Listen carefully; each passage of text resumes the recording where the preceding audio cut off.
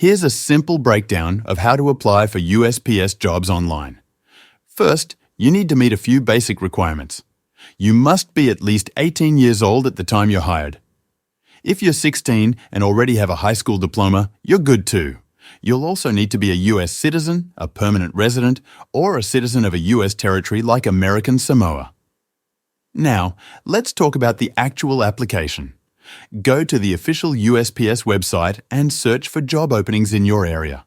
The listings are usually organized by location and position, so it's easy to narrow down what fits you. Click on a job that interests you to read the full description, including pay, schedule, and requirements.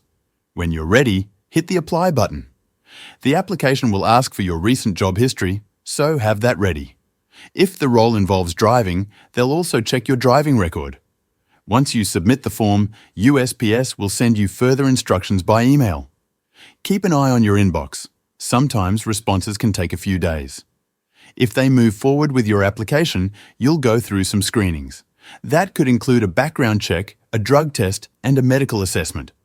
Some positions may also require a motor vehicle record check. If everything checks out, you'll be asked to confirm a few final details, pick a start date, and officially accept the offer. That's it. Once you've finished all the steps, USPS will email you to confirm your start date.